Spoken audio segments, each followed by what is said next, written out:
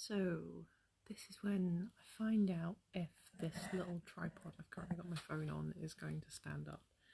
I fully expect the cat to turn up and nuzzle it into oblivion any second now. So I've been talking a lot about things that would broadly fall under the umbrella of feminism on Facebook Live recently, and I've had quite a lot of feedback that people have been finding it helpful. But also it's led to a few discussions of something else that's been on my mind, and that is the class system, such as it is. The cat is now there, that's why the camera is now moving. Say hi! No? Okay. Fine.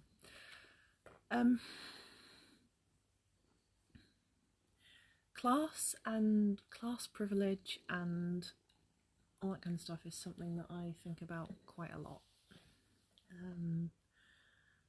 And it's difficult to get into a discussion about this without giving a bit of background as to my perspective. I was raised by a single mother with severe mental health issues in a council estate in South London. A very rough council estate, much of which has been torn down now. She was in and out of mental hospital throughout my childhood. We lived largely on benefits and lived like it was a decent enough flat that we lived in, but there were cockroaches there constantly. It wasn't carpeted for much of my childhood.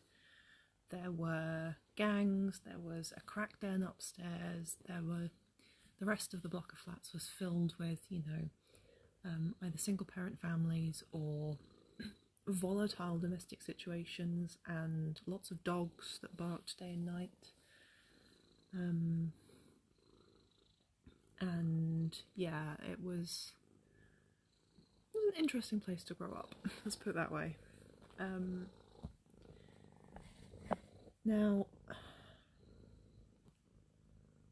the thing about experiences of being in one of the lower classes, quotation marks there, and the resulting lack of privilege that comes from it is it's such an individual experience. It is hard to look at someone and go, hey, you're one of them, aren't you?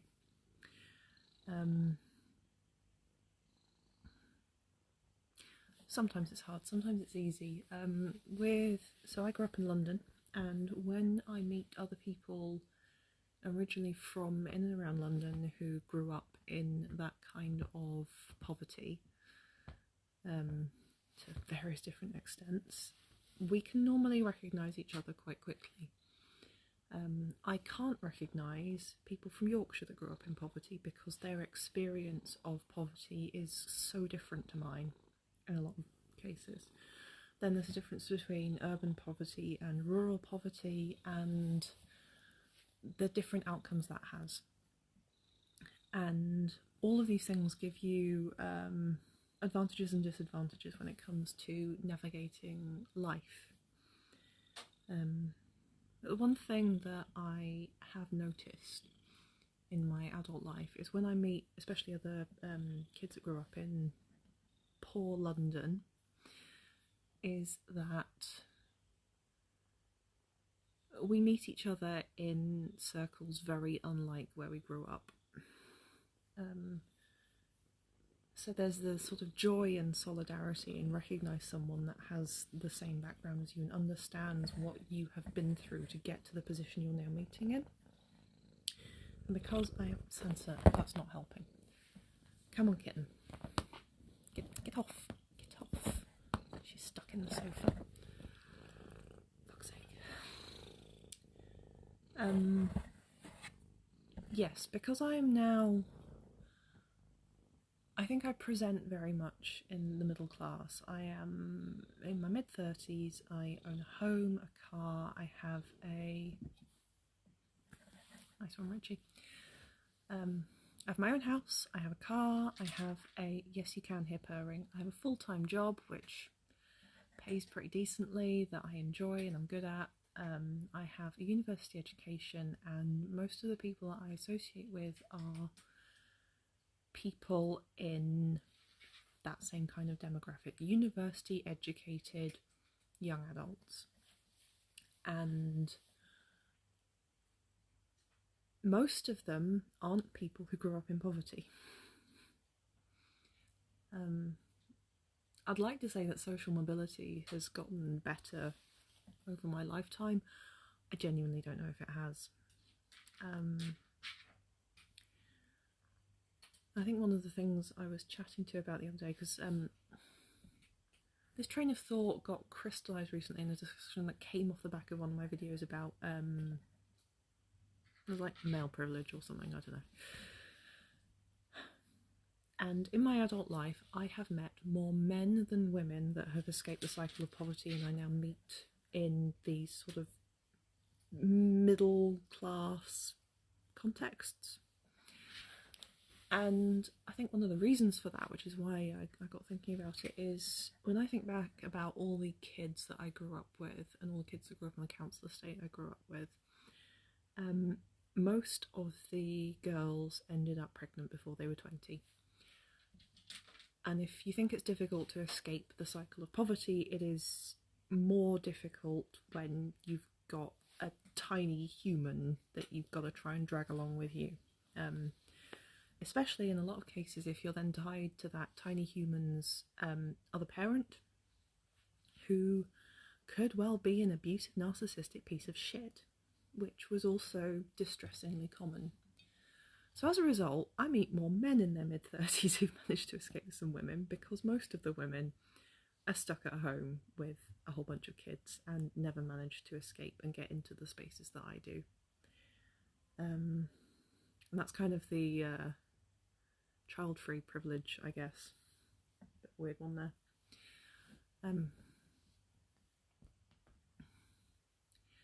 So yeah, it's strange.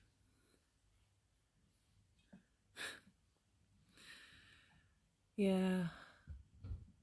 So I move around in these circles with these generally like lower, middle, upper class. These words don't always mean the same things to each individual person. I would class my upbringing as lower class, but it wasn't working class, it's benefits class, which is you're not even working, you know, you're not even working, you probably have some kind of substance abuse issue or various health problems that make it difficult to get along.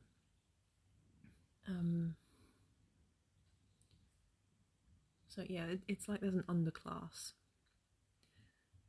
below the working class, below all that, and it's difficult when I now move in what I would call middle class circles, university educated young adults who probably didn't start a family until they were at least in their mid-20s, if not later. And I move in these circles, and I think I pass pretty well for middle class, whatever that means to millennials. But I've never felt very comfortable in this space, and it's because as underclass kids, I've found that we always feel like we have something to prove, because we're kind of used to that background of instability and things being taken away from us unjustly. I don't hate the word common, but I've never actually had that applied to me as a person, Richie. And if I heard someone use it to describe another person, I would probably be quite offended, but that doesn't really come up.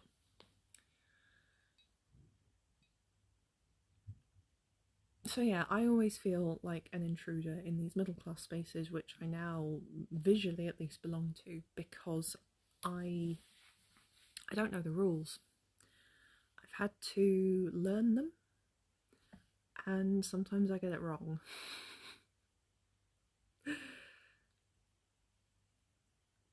And it's difficult.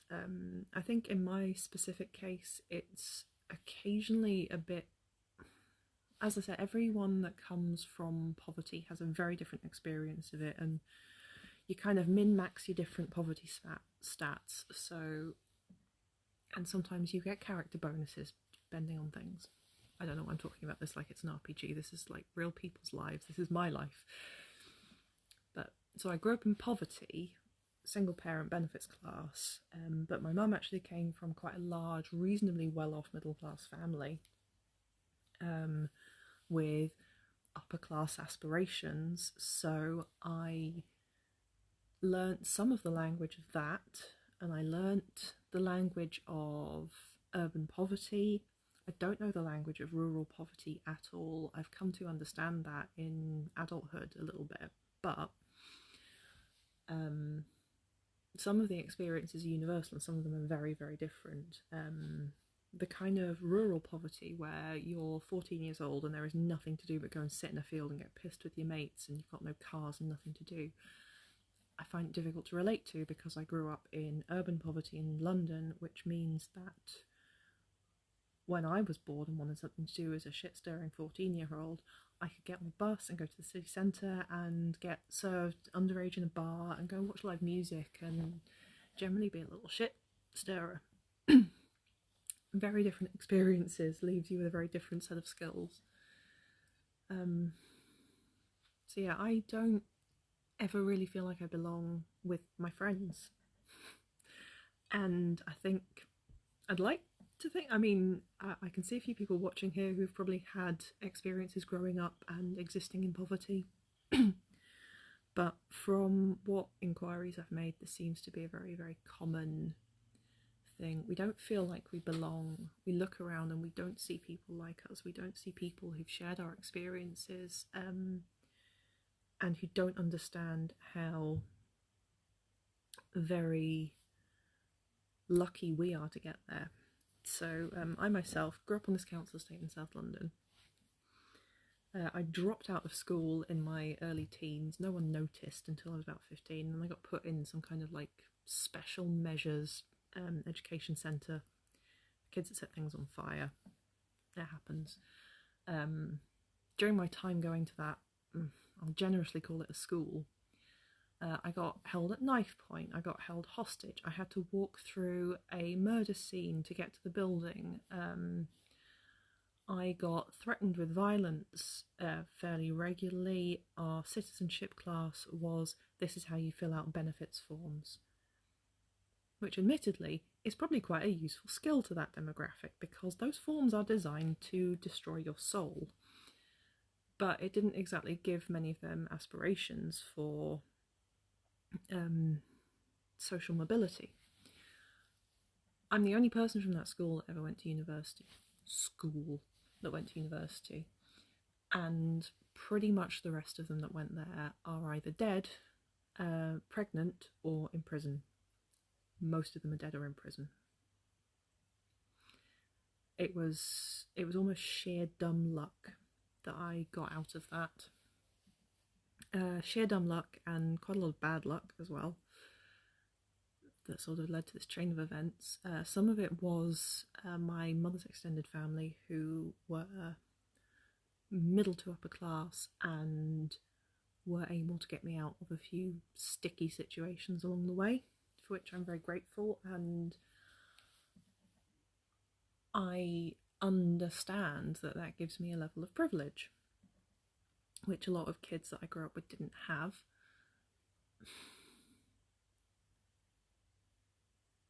Like, it didn't really fix the situation, it just allowed me to get out of it. But no, like, a lot of working class and benefits class kids, we don't pull ourselves up out of it by our bootstraps. We don't just work hard and things come to us. It's luck, for the most part. I'm not discounting the fact that some people do work hard and work themselves out of poverty, but it's difficult to create those opportunities from scratch, especially when you yourself are an underprivileged child or young adult who doesn't have the connections, the money, the opportunities. You can't create these things, you have to find them, and finding them is a matter of luck. It's hoping you get noticed by a teacher who recognises that you have a talent for something and decides that they're going to make you their special project and nurture it. It is being able to get onto a work placement with an employer that gives you something useful you can put on your CV.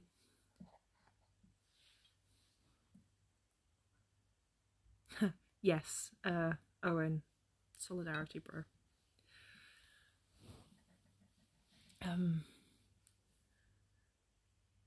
Like, I managed to go to university in the end. I went quite late because I didn't do any GCSEs or A-levels. I did an access to higher education course in my early 20s, which was funded by the government because I had basically zero qualifications. And then I managed to get a place at university and got a whole shit ton of grants because I managed to prove that I was having no financial support from my parents, and just about scraped through it. The university system was not built to be kind to people like me. It was less about an education in my chosen subject, which was biology, psychology, neuroscience specialism, and more of an education in how to negotiate middle to upper class bureaucracy, which was actually quite valuable, but that's not reflected in the certificate I got at the end of it, is it? It was not set up for people who are coming to education through alternative routes, who have responsibilities, who have mental health problems. I know quite a lot of people that I know went through university with mental health problems, and yeah, it's not set up for us at all. I had a physical health problem, which was just completely... I got called the day of my first what was supposed to be the day of my first or second year exams, saying, why aren't you in the exam? And I'm like, I've just come out of surgery, how about you fuck off? Which is pretty much what I said, because I was still high on morphine at the time. So yeah, these systems, they're not set up for people like me. People who come from where I come from. And it takes a lot to learn how to negotiate them and how to exist in them, and how to try and navigate yourselves through life. So I'm just going to read Leon's. Yes, okay. People who are driven to escape the underclass or lower class status usually hold themselves to high standards when it comes to expectations. I think it's yearning for a form of stability and security rather than struggling to survive on a daily basis. Yes, and I think that's possibly why a lot of us have a chip on our shoulders. We constantly have to prove that we're worthy to be there, because we don't feel like we're supposed to be there.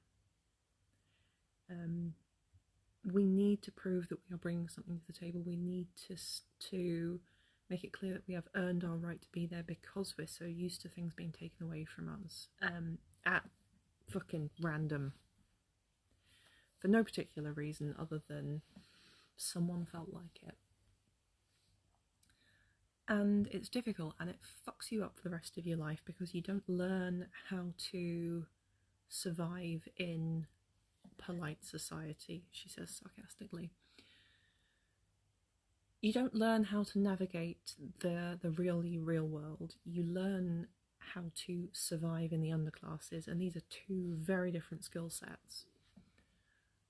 I still struggle with existing in this middle class space that I find myself in at the moment. I look at where I am and how I've got here, and I'm like, I don't fucking know how that happened. I'm really glad it did, because you know, that was touch and go there for a while. But yeah, we don't know how to live here. It takes years and years of learning to figure out how to speak the same language as the middle classes and speak bureaucracy and understand the social rules around it. And some of us never learn. And some of us deliberately don't want to learn because we feel that it's being disloyal to our true selves.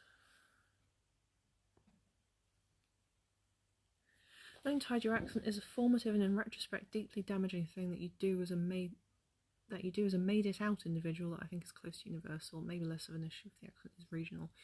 Yes.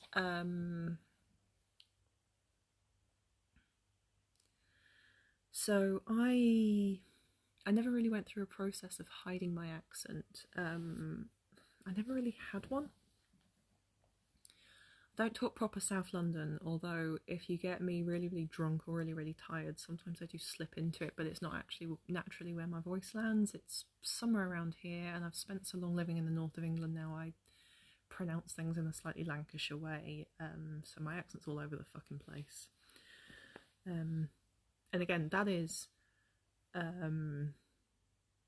privilege of South London and living in...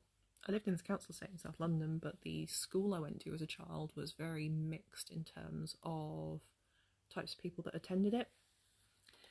It wasn't Chav Central. There was a good mix of middle class kids, underclass kids, and yeah. Also, most of the people I grew up around when I was learning how to speak, they were all Afro-Caribbean, and yeah, even as a small person, I realised that talking like my Nigerian friends or St. Lucian friends was not a good look for me. So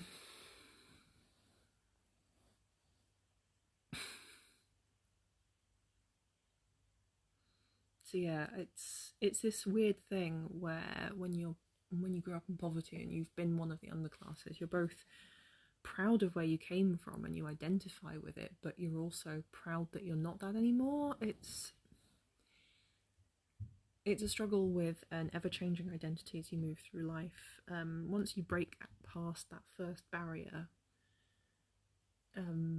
I think realistically it's actually quite difficult to fall back into it, because once you break past that first barrier, you end up with the friends, the connections, the privileges and the skills to sort of stop you slipping all the way back in.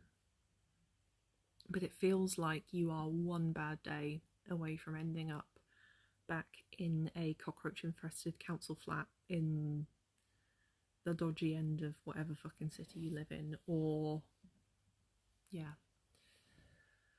I'm gonna drink some of this wine.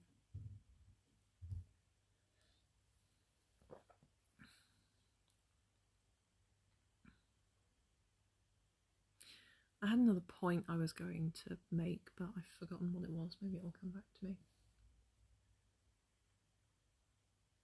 That was it.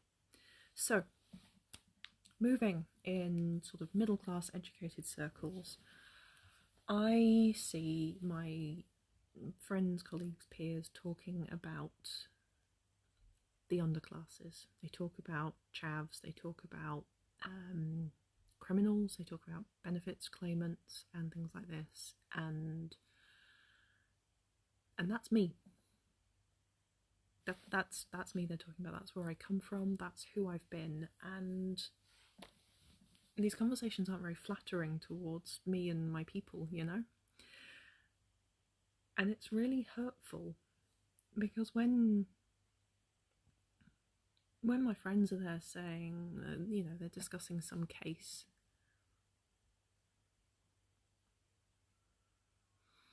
they're discussing some criminal case where some 17-year-old has done a whole bunch of murder or something, and they're like, oh, it's terrible, blah, blah, blah, blah. They should go to prison forever. And I'm like, should they? I was one bad day away from being that person. I was one bad day away from ending up in a gang and doing crime, as were nearly everyone I grew up with. The kids I grew up with that are now in prison for life for doing pretty fucking awful things. I'm not mad at them. I'm mad at the world for putting them in a situation where at 15 years old it seems like a completely reasonable thing to do to murder somebody. They were not born like that. You know, I've spoken to these people, I've sat and had lunch with them, I've argued with them, I've done group work with them, we've been on field trips together. They're just people. They were people in bad situations, and yeah, maybe it's dangerous for them to be out in public, but they didn't deserve that, no more than I did. So yeah, when my friends, especially people who don't know who I am and where I've come from, talk about these bad examples of the underclasses, it's very hurtful, and it's all I can do not to get shockingly mad about it, because that could have been me. That could have been quite a lot of people that I know who we've come to recognise each other. I think, I don't know, poor kid sense or something. And there's the look and the nod of solidarity when you hear the middle class folks rambling on about something and you realise that they don't know that they're insulting you. It's like, I don't know, being a stealth minority. We look like you, we walk amongst you, we have all the same hobbies, we like the same films, we go to the same restaurants, but we're not you. We're undercover. The undercover chavs in your lives. Love and appreciate them, because they are the people who will know what to do when the world goes to shit. They will understand how to talk to the gang members who are guarding the food stockpiles, and they will be the ones that know where to get a gun at short notice, and yeah. They are the people who will bring common sense. They are the people who will come into your life and shake up your perspective. And that's why we need them, and that's why it's so disappointing when I don't meet more people from this background. It was in one of Caitlin Moran's books. Caitlin Moran, I think she was a Guardian columnist, Time columnist, whatever.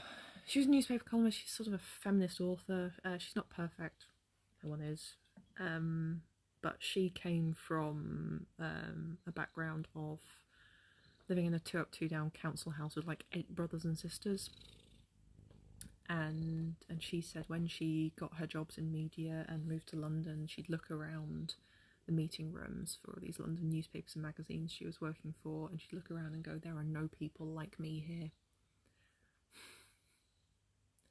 And I feel that deeply in my soul. Yeah.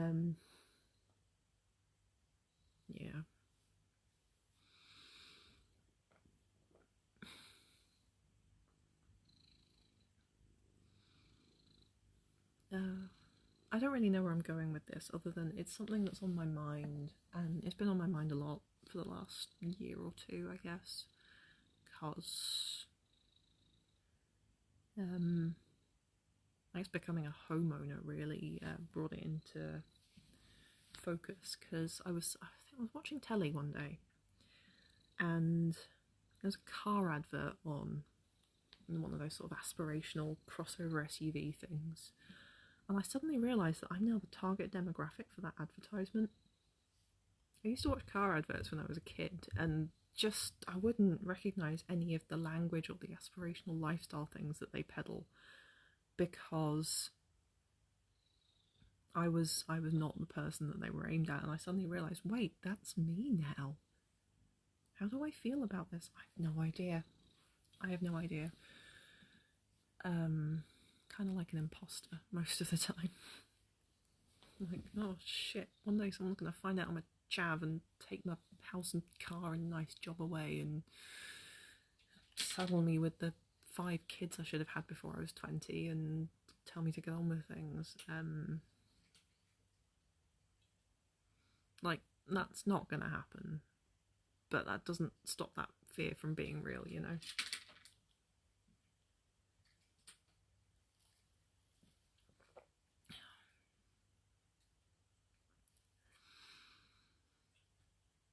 Yeah, media and politics is more gated than other jobs because they have massive unpaid internship requirements.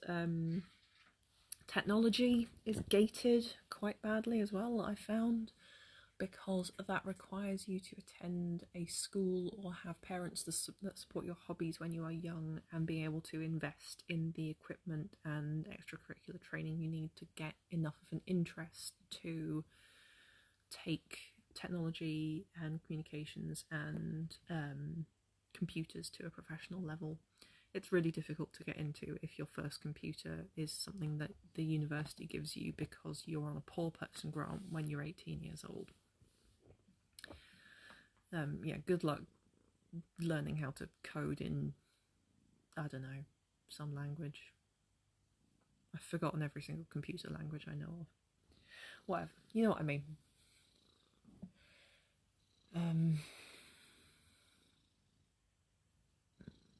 So yeah, it's a whole thing. There are professions where you don't see a lot of underclasses who've managed to pull themselves into it because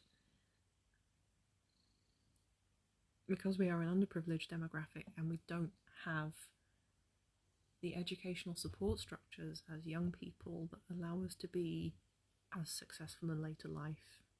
As I said, I got out through dumb luck, as I think some people in the comments have also echoed who have come from similar backgrounds. Yeah.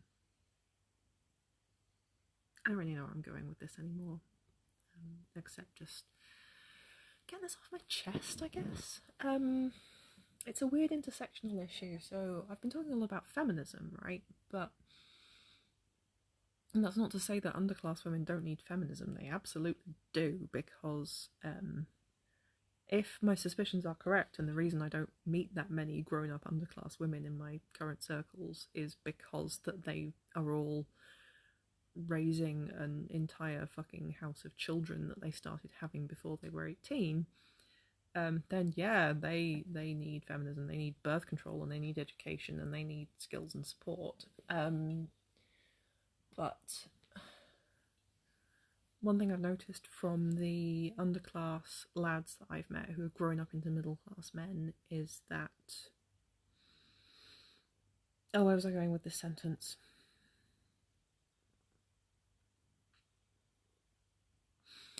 That was it. Their male privilege doesn't necessarily counteract the deprivation of their background, unless they are super smart or have just like min-maxed in one area that has got them all the things they want. Yeah, they suffer from a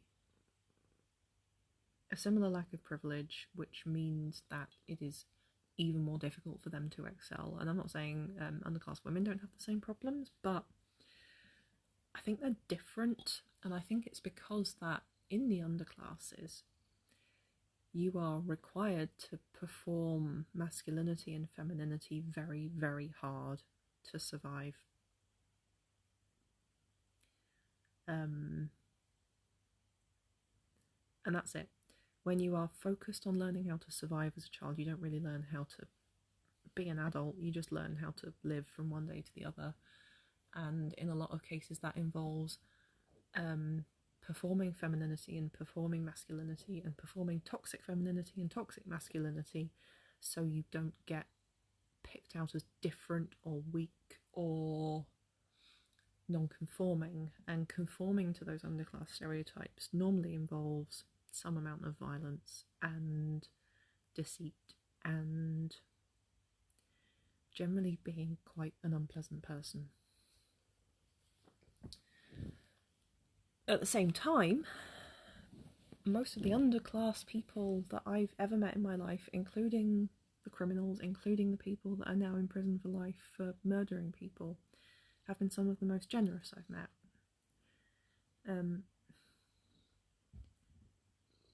They've been generous with their time, with their money, with their space, with their resources, and I think part of that is, I have nothing to base this on except my own experience, but when you have nothing, it doesn't cost you anything to give it away, right?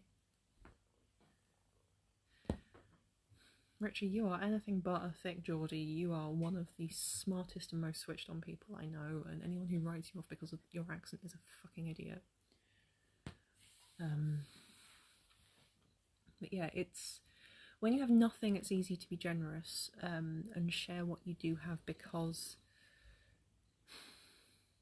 it just is. And that's something I've noticed in the underclasses that I don't notice in the middle classes. The middle classes are not necessarily generous with their time or their resources, and the upper classes definitely aren't, because they're not surrounded by other people who are struggling. Yeah, as Caroline says, as soon as you have something that you can share, yeah, you want to share it. You want to share a little bit of joy with the people around you that you love and you share resources with, because it makes you happy. But also, like, when you've got £5 left in your bank account that's supposed to last you to the end of the month, and it's the 10th, like, you could buy a couple of days worth of food if you're thrifty. You could buy something useful. You can't really invest it. No point putting it in a savings account. You might as well spend it on a packet of fags, because that £5's not going to get you very far elsewhere, but that packet of cigarettes, it'll help you be calmer, it'll give you something to do, it'll trip the happy chemicals in your mind, and it'll make your existence just slightly less annoying for a couple of days.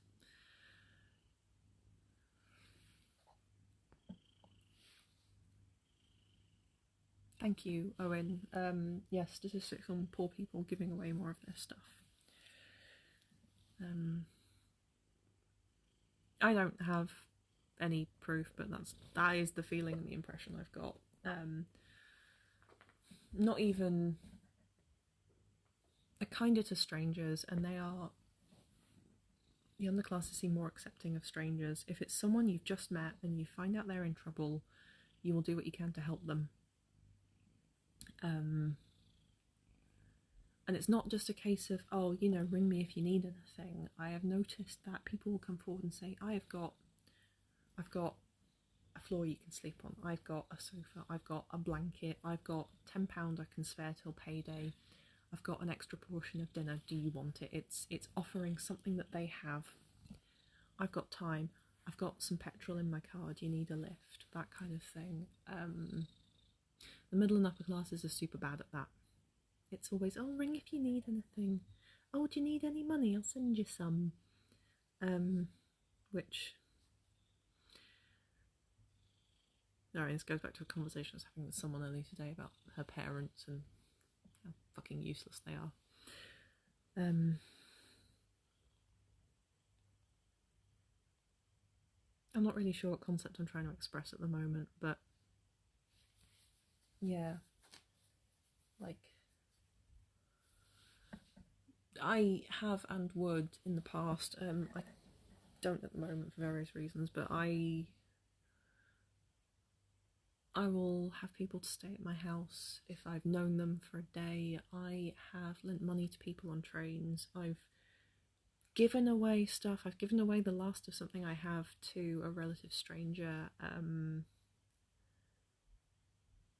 because I didn't need it as much as they did, even if I did need it myself. And that is something that I've noticed amongst all people of this kind of background that I've met. But at the same time, most of the people of this background that I meet these days are people who have, through sheer dumb luck, socially climbed into a mask of the middle classes and are doing their best to exist there while feeling like their skin is constantly on fire. So that's a biased sample size for you. I am now ranting, and I'm going to stop.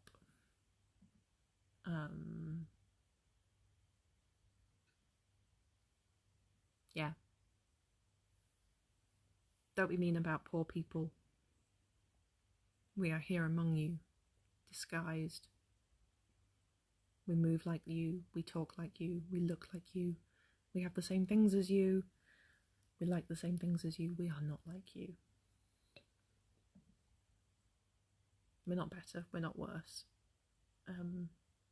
Just have a very different skill set. And a massive chip on our shoulder, and constant need to prove our worth in any given situation because we are used to being forgotten. That's it, bye.